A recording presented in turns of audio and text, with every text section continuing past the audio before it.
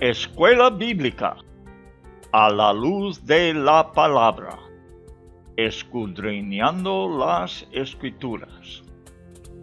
Oh, cantadmelas otra vez, bellas palabras de vida. Hallo en ellas mi gozo y luz, bellas palabras de vida.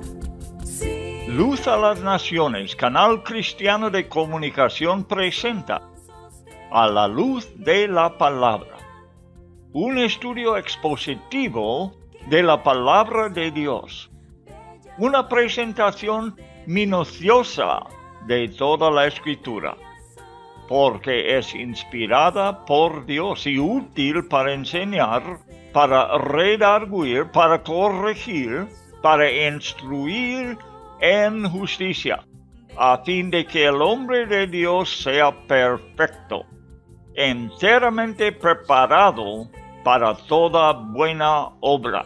Palabras de vida, bondadoso te salva y al cielo te llama. Qué bellas son. Escuela Bíblica a la luz de la palabra, edificando sobre la roca. Qué bellas son, bellas palabras de vida.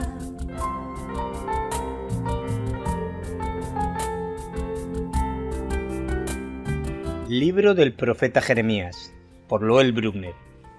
El profeta de un Dios entristecido.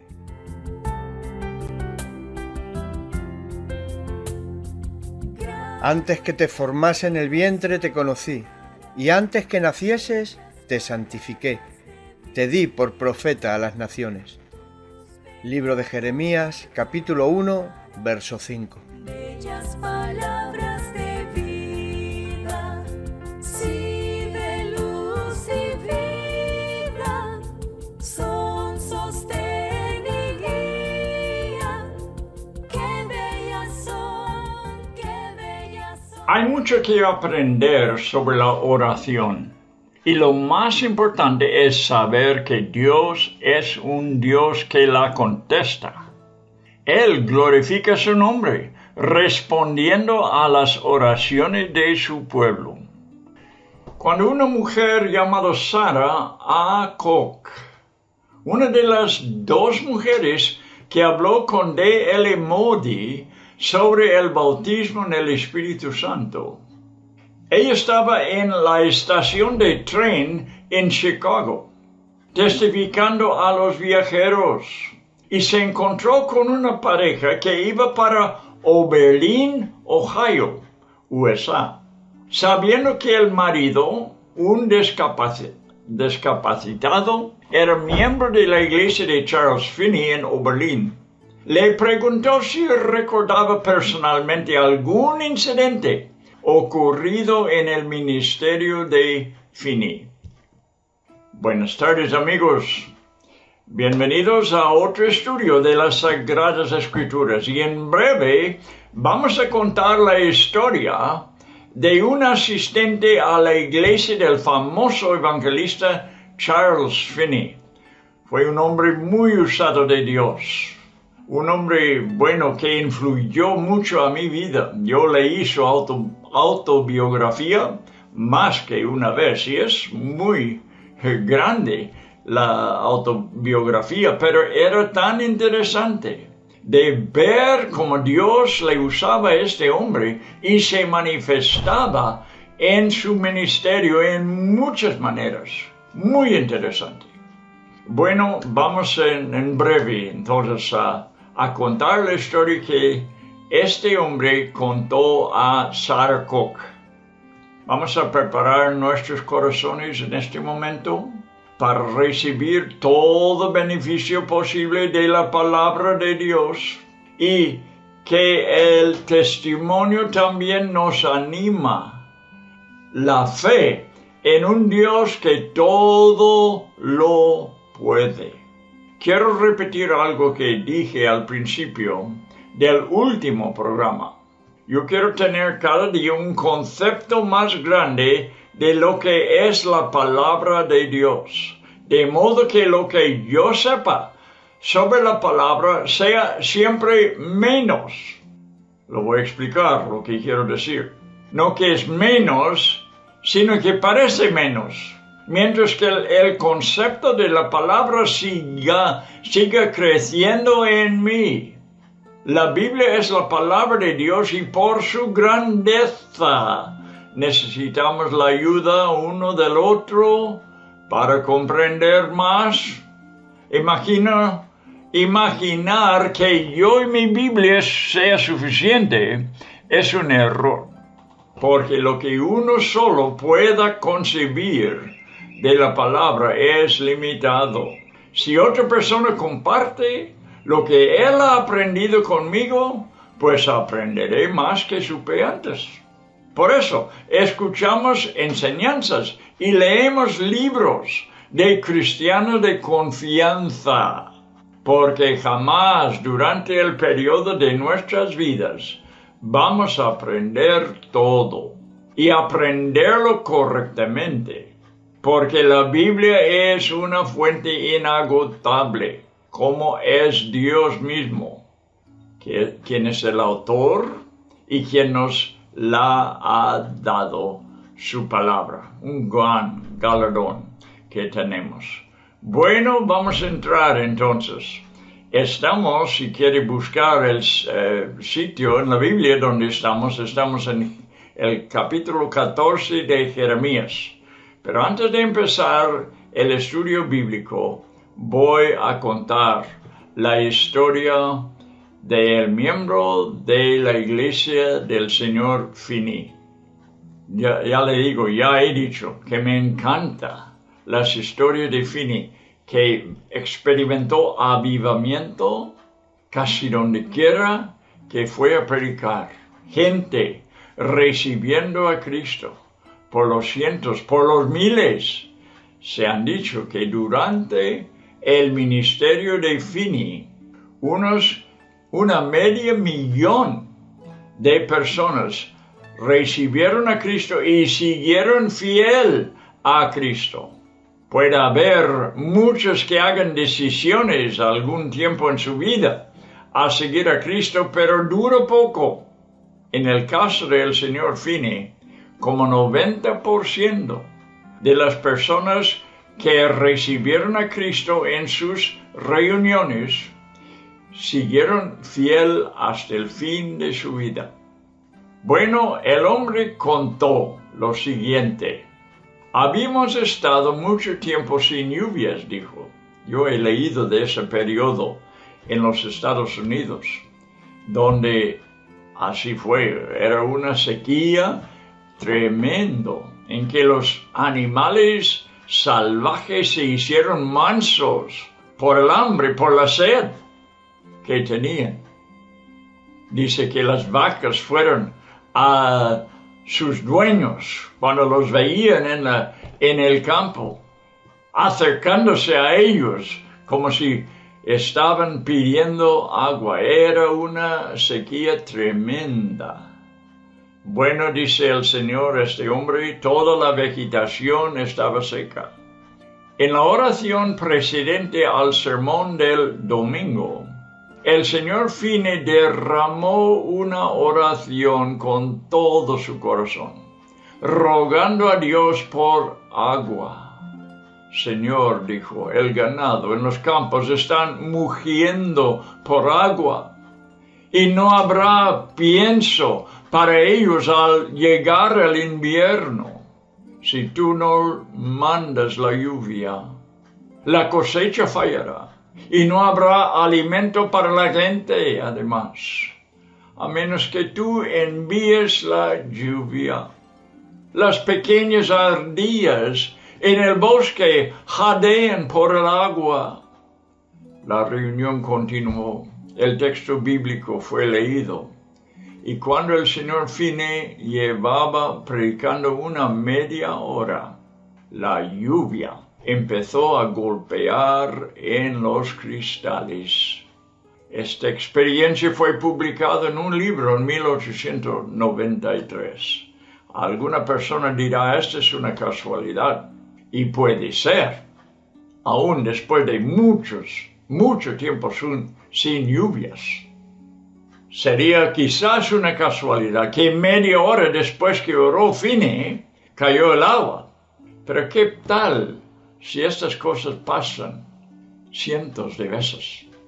Uno se da cuenta que entonces es una obra de Dios. Yo lo digo de mi propia vida. Si fuera 1 o 2 o 3 veces que uno reciba contestación a las oraciones, puede pensar que es una casualidad. Pero cuando uno marca cientos de veces que Dios ha contestado la oración, no puede ser menos que Él obrando. El Dios con quien tenemos una relación de amor, está atento a las oraciones de su pueblo y pudiera contar docenas de testimonios de cómo Dios contesta la oración. Lo que he visto con mis propios ojos, lo que he oído con mis propios oídos. La Biblia también nos relata acerca de peticiones contestadas, las cuales los que las han proferido hubieran querido que no hubiera sido así. Una de ellas fue la oración en la que pidieron carne en el desierto. El salmista, en el Salmo 106, versículo 15, cuenta: les dio lo que pidieron, mas envió mortandad sobre ellos. Eso también es la verdad. Podemos pedir por cosas indebidas, cosas que no nos convienen.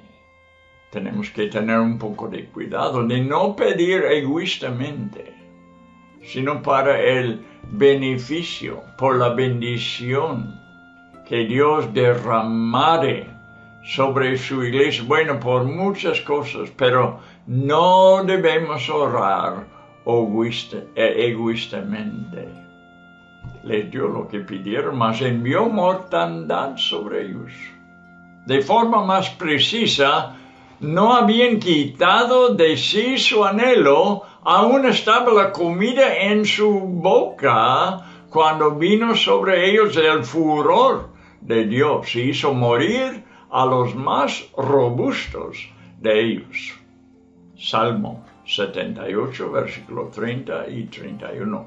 Después, tenemos la oración del pueblo pidiendo un rey. Este tampoco fue bueno. Pidieron rey, y Dios les dio a Saúl, hijo de Cis, varón de la tribu de Benjamín, por 40 años. 40 años no convenientes para el pueblo. Hechos 13, 21. Oyendo lo que Samuel habló acerca de los líos causados por Saúl, y al mismo tiempo, viendo una demostración de la ira del Señor, el pueblo clamó: a todos nuestros pecados hemos añadido este mal de pedir rey para nosotros. Dijo la gente en 1 Samuel 12, versículo 19. Sí, no conviene pedir por cosas porque queremos una conveniencia, queremos que las cosas sean más convenientes, queremos algo para nosotros. No, tenemos que orar según la voluntad de Dios, por cosas que conviene espiritualmente a su iglesia, a la vecindad, a las almas de las personas. Por esas cosas debemos pedir, no por una prosperidad personal, no para tener más dinero en el banco, no por tener una casa más bonita, un coche más nuevo. Cuidado, amigo. El egoísmo no nos lleva a las bendiciones de Dios. En Jeremías 14, Dios habló al profeta durante el reinado de Joacim. Le anunció que vendría una seria sequía con sus consecuencias. Esto es algo ya que hemos oído en el siglo XIX, como Dios siguió contestando la oración porque a la gente le faltaba mucho el agua. Bueno, en el tiempo de Jeremías había así también una sequía. Los ciudadanos de Jerusalén clamaron al Señor y dice que sus puertas se despoblaron, revelando la falta de comercio entrando y saliendo de la ciudad. Versículo 2 de este capítulo. Se enlutó Judá y sus puertas se despoblaron, se sentaron tristes en tierra y subió el clamor de Jerusalén. Vamos a leer versículo 3. Los nobles enviaron sus criados al agua. Vinieron a las lagunas y no hallaron agua. Volvieron con sus vasijas vacías. Se avergonzaron, se confundieron y cubrieron sus cabezas. Los más afortunados de la ciudad enviaron a sus siervos para que trajeran agua, pero volvieron, como hemos leído, con las vasijas vacías, avergonzados por no haber podido hacer lo que los amos, sus jefes, le habían mandado hacer. Por no haber obtenido resultados, pues, se avergonzaron. Versículo 4. Porque se resquebrajó la tierra por no haber llovido en el país. Están confusos los labradores, cubrieron sus cabezas. La tierra se secó y se endureció hasta el punto de no poder ser arado aún. Versículo 5. Aún las siervas en los campos parían y dejaban la cría. Eso es lo que leí en cuanto de la sequía en el tiempo de Fini. La misma cosa. Los animales salvajes sufrieron mucho por la falta de agua. Aún las siervas en los campos parían y dejaban la cría, porque no había hierba. A los animales silvestres les faltó el alimento. Las ciervas, normalmente madres tiernas, pero ya abandonaron a sus crías recién paridas. Versículo 6. Y los asnos monteses se ponían en las alturas, aspiraban el viento como chacales, sus ojos se ofuscaron porque no había hierba. Los asnos monteses, asfixiados por el intenso calor, incluso en las alturas, no estaba fresco. Donde ellos buscaban pasto, vieron todas las colinas y valles secos.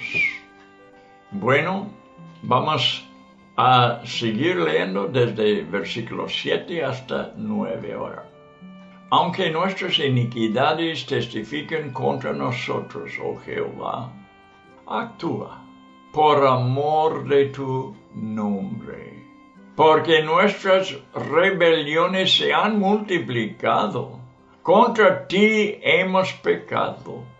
Oh esperanza de Israel, guardador suyo en el tiempo de la aflicción, ¿por qué te has hecho como forastero en la tierra y como caminante que se retira para pasar la noche? Porque eres como hombre atónito y como valiente que no puede librar. Sin embargo, tú estás entre nosotros, oh Jehová, y sobre nosotros es invocado tu nombre. No nos desampares.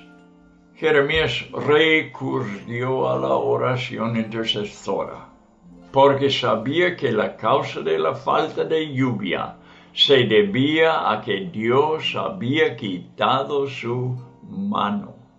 Moisés, antes de que entraran a la tierra prometida, anunció a Israel en forma de profecía. Dijo, la tierra a la cual entras para tomarla no es como la tierra de Egipto, donde regabas con tu pie. La tierra a la cual pasáis para tomarla es tierra de montes y de vegas. No es tierra para el riego, que bebe las aguas de la lluvia del cielo. ¿Ves la diferencia? Egipto era plano, tenía el Nilo, que corría por todo el país. Y así que la gente, cuando les faltaba lluvias, pudieran irrigar, regar pues, con las aguas del río Nilo. Si vieras un mapa de Egipto, observarías al norte en Gosén, donde habitaban los israelitas, que es mayormente una llanura. Aunque no cayeran lluvias, la tierra podía ser regada por el río Nilo. Pero ya han salido de Egipto y han llegado a la tierra prometida, la tierra de Canaán, y era una tierra montañosa.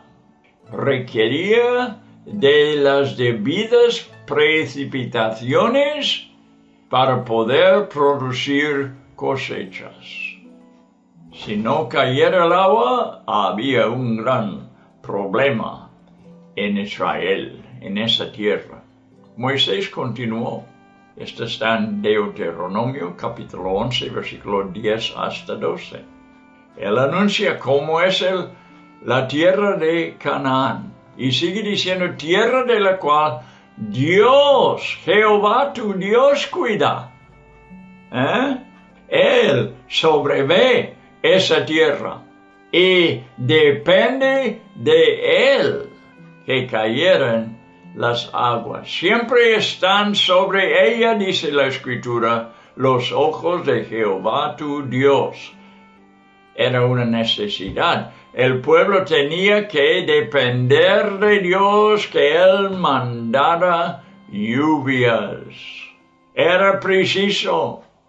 Por eso ellos tenían que andar con cuidado, siempre fiel a Dios, no volviendo a los pecados, a la idolatría, porque si pasara eso, Dios no dejara caer el agua. Los israelitas tenían que andar en el temor de Dios y depender constantemente de Él, para que Él les concediese la lluvia necesaria. Si eran infieles, Dios simplemente detenía el agua, haciendo que fracasaran sus siembras, produciendo así un gran sufrimiento, como hemos leído en los primeros versículos. Esto es lo que está pasando. Y Jeremías ruega por su misericordia. Él dijo, nuestras iniquidades testifican contra nosotros. Está confesando el pecado del pueblo. El pueblo merece lo que está pasando. Mira, hay que ver una cosa muy bien. Si Dios nos tratara justamente, según nuestra manera de andar, si Dios nos tratara como merezcamos, ay de nosotros. No, tenemos que pedir de Dios misericordia, a pesar de nuestros fallos, a pesar de nuestros errores. Ay Dios, hemos pecado, lo confesamos, no lo tomamos en serio, pero Dios, por favor, necesitamos tu misericordia. Los israelitas tenían que andar así, pidiendo la misericordia de Dios. Nuestras iniquidades testifican contra nosotros. Es una declaración interesante, ¿verdad? El pueblo de Dios, que es fiel, testifica de la gracia de Dios. Pero Él no tolerará a un pueblo infiel y quitará su mano de sobre su tierra. Así pues, el pecado es la razón de por qué cae el juicio. Y ese es el problema hasta el día de hoy, amigos. Dios manda juicio cuando Él ya no tolera más la manera pecaminosa de vivir. Y no tiene que haber ningún otro testimonio. El pecado es la razón de por qué cae el juicio. Para ilustrar este principio, veremos una profecía hecha por Moisés, otra vez, en Deuteronomio 29, versículos 23 y 24. Si quieres buscarlo, si no, quizás lo queréis apuntar para estudiarlo después, pero estas cosas, estos principios en la palabra de Dios son muy importantes y los cristianos tenemos que darnos cuenta de los principios de Dios, la manera en que Dios funciona. Esta porción habla sobre la manera en que las iniquidades testifican. Estoy citando Deuteronomio 29, 23 hasta 24. Iniquidades testifican toda su tierra, no será sembrada, ni producirá, profetiza Moisés, ni crecerá en ella hierba alguna. Todas las naciones dirán, ¿por qué hizo esto Jehová a esta tierra? Y responderán, por cuanto dejaron el pacto de Jehová, el Dios de sus padres. Cuando acontece una maldad como la falta de agua, por ejemplo, lo primero que debemos hacer es examinar nuestras vidas, a ver si hemos sido fiel a Dios o no.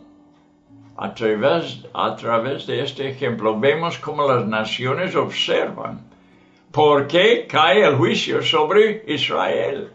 Esto pasa hasta el día de hoy. Los no cristianos están observando lo que pasa en la iglesia. Y cuando Dios no está bendiciendo a su iglesia, los paganos se dan cuenta. Debido a su santidad infinita, el Señor expresa su aborrecimiento santo contra el pecado. Jeremías no puede negar que el pueblo es digno del juicio y por eso recurre a un principio que otros intercesores bíblicos aplican frecuentemente: el honor al nombre de Dios. Aunque nuestras iniquidades testifiquen contra nosotros, oh Jehová, actúa por amor de tu nombre. No porque nosotros lo merecemos, Señor, porque no lo merecemos, pero por amor de tu nombre, obra a pesar de que hemos pecado, por tu misericordia, Señor. No, Jeremías está recurriendo al honor al nombre de Dios. No hay ni una sola súplica a favor del pueblo. Están recibiendo una justa recompensa por sus muchas rebeliones. Otras naciones tienen sus ídolos y supersticiones, pero el Señor es el Dios de Israel. el Dios de Abraham, Isaac y Jacob. Jeremías sabe que no hay otro Dios en quien esperar cuando la situación es desesperante. Él es su única esperanza y no hay otro que pueda salvar. Solo Él es su Salvador. Lo hemos leído en versículo 8. Esperanza de Israel, guardador suyo en el tiempo de la aflicción. ¿Por qué te has hecho como forastero en la tierra? Esperanza única, la única esperanza de Israel. No hay otra a quien acudir, hermano mío. Nosotros tenemos que saberlo también. Si Dios no está con nosotros, no hay otra manera de funcionar. Por eso la oración es tan importante, la intercesión por su pueblo. Él es su Salvador. Jeremías ruega a Dios que no trate a la tierra como si él fuera un forastero, que no tiene por qué interesarse por ella, sino que es un residente permanente que la habitó antes que su pueblo Israel. Él es de hecho el dueño, como lo declara claramente en Levítico capítulo 25, versículo 23. La tierra no se venderá, mandó Dios, a perpetuidad, porque la tierra mía es. Pues vosotros, forasteros y extranjeros, sois para conmigo. Ahora, por eso, Jeremías está diciendo, pero Señor, tú no eres un extranjero, esta es tu tierra. Tú moras entre nosotros, así que, Señor, por amor de tu nombre, por favor, contesta la oración y manda lo que hace falta. Ellos simplemente han entrado como forasteros a su tierra, a la tierra de Dios, para cohabitarla con Él, porque Él ya reside allí. Así pues, si el pueblo no es digno de su socorro, como hemos visto que no lo es, debido a sus pecados y ofensas contra Dios, entonces, ¿salvará Dios a su propia tierra? Después el profeta recurre a la divinidad del Señor, refiriéndose a su omnisciencia. Dios no reacciona con asombro porque nada le toma por sorpresa. Él tampoco es como un valiente que ha perdido su fuerza y por eso no es capaz de actuar. No es así Dios. Él es mucho más que alguien que simplemente está presente entre Israel. Ellos son su posesión y llevan su nombre. Por tu nombre somos llamados, dice una versión. Como un hijo lleva el apellido de su padre. La petición procede de un profeta fiel, que es emotivo y casi patético. No nos abandonas, dice, versículo 9. Ahora vamos adelante, versículo 10 hasta 12. Así ha dicho Jehová acerca de este pueblo. Se deleitaron en vagar y no dieron reposo a sus pies. Por tanto, Jehová no se agrada de ellos.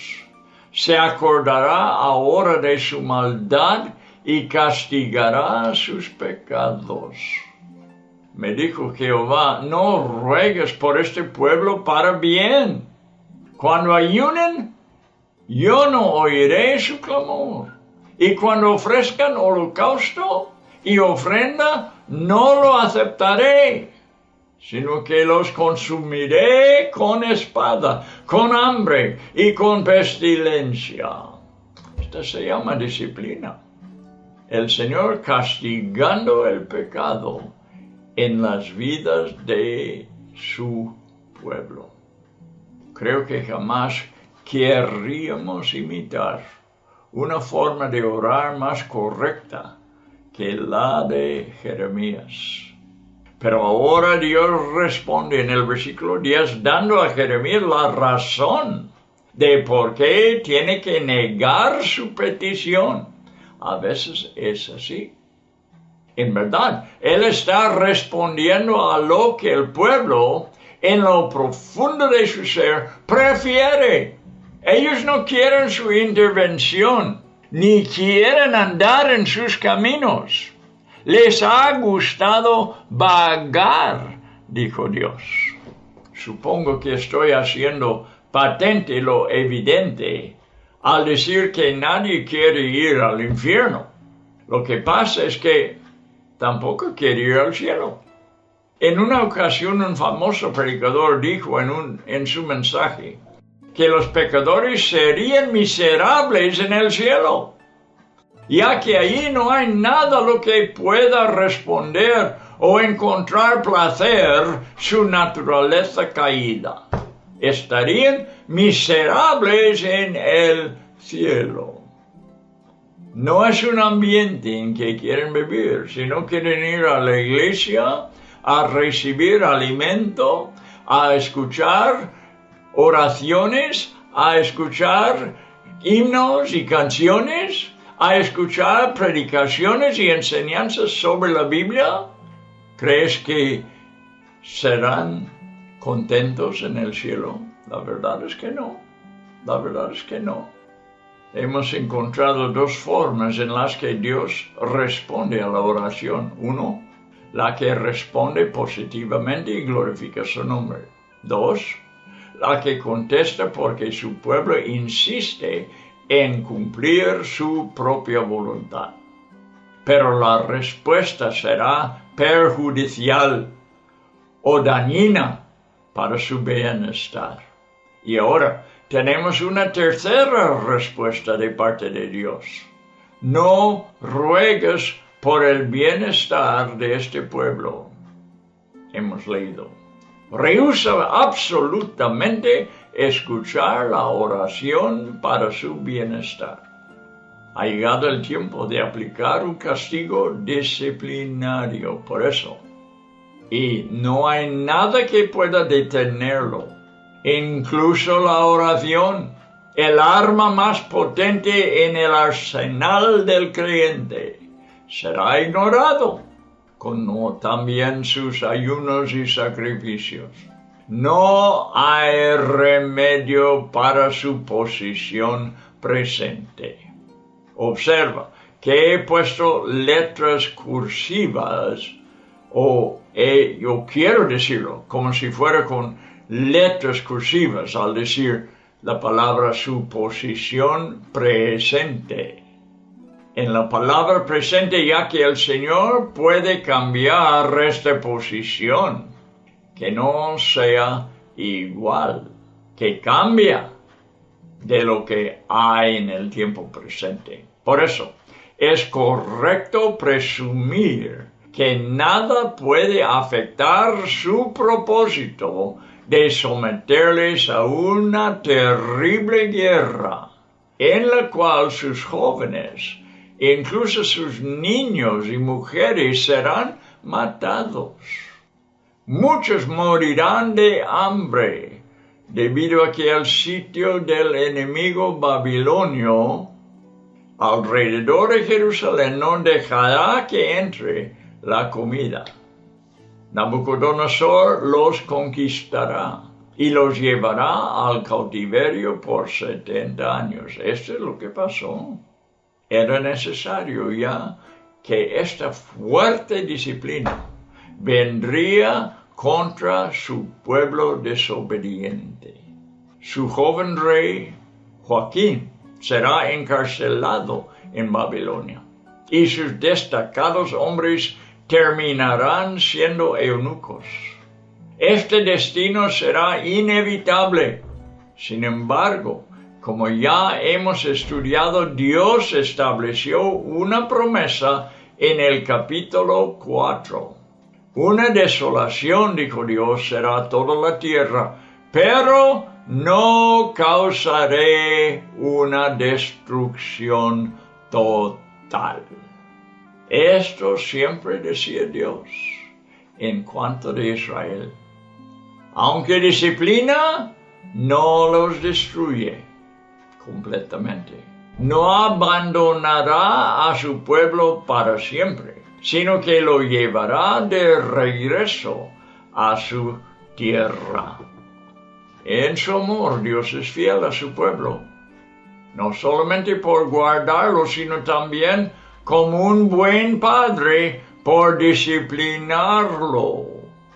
Esto es lo que tenemos por delante en estas profecías.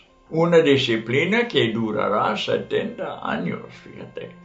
Sin embargo, no se extenderá ni un día más de lo necesario para que sea una disciplina efectiva. Alguien podría decir, parece ser una disciplina terriblemente severa. Sí, el escritor de Hebreos avisó a los cristianos judíos, el Señor juzgará a su pueblo. Horrenda cosa es caer en las manos del Dios vivo. Hebreos capítulo 10, versículo 30 y 31. Después en el capítulo 12 les enseñó con detalles cómo es la disciplina del Señor. Digo en capítulo 12 de Hebreos. Habló también el escritor de la disciplina del Señor. Horrenda cosa es caer en las manos del Dios vivo. Vamos a leer el versículo 13 hasta el versículo 16. Dice el profeta, yo dije, Señor Dios, he aquí, los profetas les dicen, no veréis espada, ni tendréis hambre, sino que os daré paz verdadera en este lugar. Falsos profetas.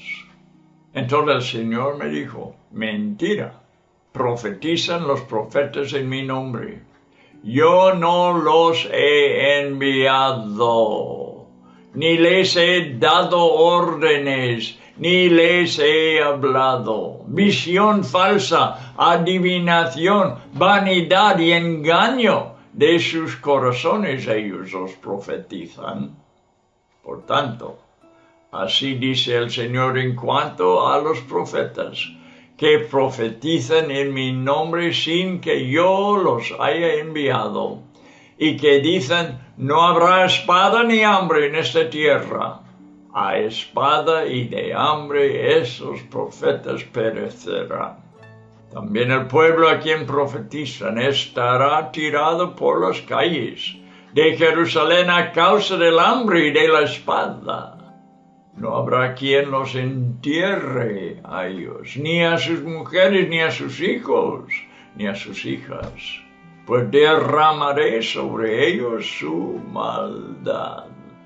Ay, Señor, los pecados, qué terribles son. Ahora tenemos en Cristo un remedio y es el único remedio. Personalmente he escuchado o sabido por otras personas de una gran cantidad de profecía falsa en este siglo, igual que en el anterior. En algunos casos uno puede discernir rápidamente que son falsos. Otros requieren más tiempo y solamente se descubren después de haber causado graves daños en la vida de personas. Y en otros casos, yo pudiera dar ejemplos de eso, digo, pero en otros casos el juicio cae sobre el profeta y llega al conocimiento de la iglesia.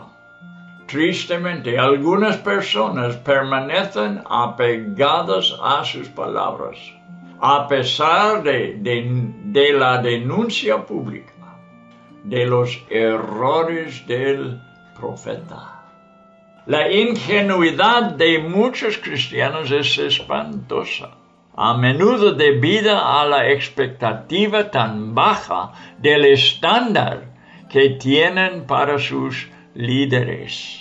Aparentemente los falsos profetas abundaban en Jerusalén en los días de Jeremías, porque había muchas personas dispuestas a seguirles. Pablo nos enseña 3 propósitos para el ministerio profético en 1 Corintios 14, versículo 3. 3 propósitos. 1, edificación. 2, exhortación. 3, consolación. Los 3 abundan durante el ministerio de Jeremías. Lo puedes leer por todo su libro. Ya los hemos observado algunos y seguiremos haciéndolo durante todo el libro. De los 3, la exhortación es la más difícil de aceptar por el pueblo. Por eso, un falso profeta evitará la exhortación, porque él solo busca la aprobación de la gente. Solo profetizará lo que es suave y fácil, lo que edifique y consuela, en comillas, aunque sea una edificación y consolación falsas. Observa las palabras de la mayoría de los profetas de quienes habla Jeremías. Ellos estaban diciendo, no habrá espada, no habrá hambre, sino verdadera paz. ¿Quién no hallará consuelo en estos mensajes? No sería difícil hallar una audiencia para tales afirmaciones positivas, pero había un gran problema, que era que no eran ciertas. Por eso, el consuelo que trajeron fue falso. La edificación constituye un muro endeble. Los buenos sentimientos que producirán estallarán en pedazos, dejando al pueblo desastrosamente desilusionado y sin esperanzas. No es asunto del profeta determinar si su ministerio es legítimo o no. Pablo dijo claramente en 2 Corintios 10, 18, si quieres apuntarlo. No es probado el que se alaba a sí mismo, sino aquel a quien Dios alaba. No serán nombrados democráticamente, hombre, por voluntad de la población. En estos tiempos modernos estamos acostumbrados a que cada individuo elija su propio camino. Y la confirmación de que ha elegido bien será si tiene éxito entre la gente. Así pensamos. La Biblia declara que el camino del hombre es erróneo. Dios revela a Jeremías cuál es la verdadera situación de su pueblo. Dios dice que los profetas han aparecido en escena sin un llamamiento divino. Él no los envió. No están aprobando sus mandatos, ni han escuchado su voz. Por eso, su mensaje no es fiable, es un engaño. El padre de mentiras ha actuado en ellos porque, como dice el texto, han llegado a sus conclusiones por medio de la adivinación. La falsa revelación procede de corazones engañados, y con el tiempo será probado que no tiene ningún valor. El juez de toda la tierra pronuncia una sentencia justa contra ellos, de acuerdo con el error de su mensaje. Ellos decían que Judá no sufriría guerra ni hambre, pero ellos serán expuestos a las mismas cosas que afirmaban que no pasarían. La justicia divina les hace víctimas de sus propios errores, cayendo en la misma trampa que ellos pusieron. Su mensaje, cargado de positivismo, es un desastre, porque la multitud de sus seguidores no estará preparada para la guerra y el hambre que seguramente vendrá. El Señor revela una masacre, familias enteras, de modo que los muertos no tendrán seres queridos para enterrarlos. El mensaje que debía ser prominente a oídos del pueblo era el arrepentimiento, para que abandonaran sus caminos malignos. La palabra de consuelo solamente sirvió para que se estableciesen aún más en sus caminos impiedosos. Y como ya hemos estudiado, era pura vanidad. La recompensa justa de la maldad cayó sobre ellos. Bueno, en el siguiente programa vamos adelante con versículo 17, pero la lección que estamos aprendiendo es muy importante. El pueblo de Dios necesita una palabra que les lleva al arrepentimiento. Si es que hay errores, si hay falsedades, si hay doctrinas que no conviene, si hay una manera de vivir que no es santa, el pueblo necesita escuchar lo que pasará. Justamente, que caerá la disciplina del Señor, horrenda cosa es caer en las manos de Dios, dijo el escritor de Hebreos a cristianos. No vais a decir que esto no puede pasar entre la iglesia. Puede pasar. Si la iglesia no escucha, si la iglesia no responde y no se arrepiente, sino que siga en errores, bueno, Dios les disciplinará. No digo que los destruirá, pero aplicará la disciplina necesaria igual que un padre fiel hace con su hijo. Dios disciplina a los que Él ama. Es una gran lección que nos da aquí Jeremías. No es muy... no es un mensaje que nos alegra, ¿verdad? No es algo que quisiéramos hablar o saber, pero es necesario. Es necesario hablarlo, es necesario aceptarlo, es necesario, bueno, que seamos honestos.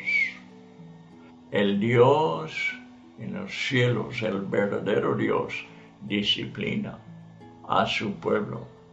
Horrenda cosa es caer en las manos del Dios viviente. Repito, no destruirá. Dios no va a destruir a su pueblo.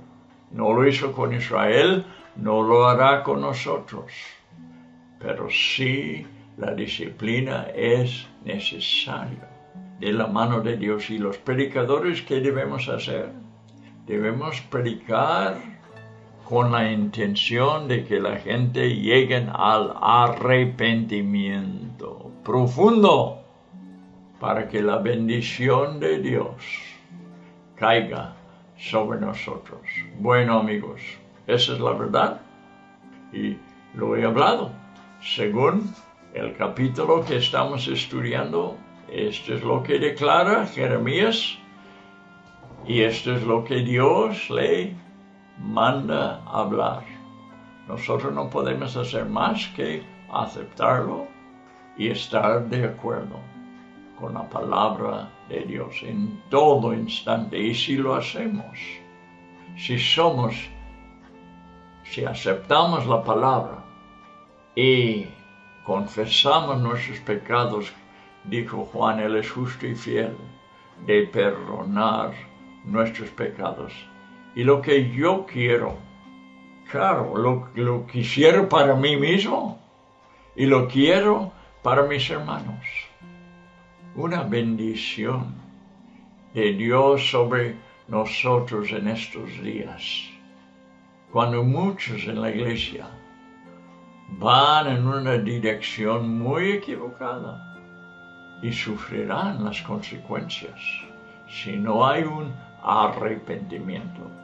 Mi deseo es que Dios te bendiga a ti, amigo oyente. Es el deseo de la profundidad de mi corazón. Y espero que tú, siendo honesto con Dios, confesando el pecado si es necesario, sabiendo que, bueno, de todos modos no podemos engañar a Dios, ¿no es así? Y por eso vale más ser honesto, sincero con Él. Bueno, con eso terminamos el programa de hoy. Espero que esté con nosotros cuando continuamos en capítulo 14 de Jeremías.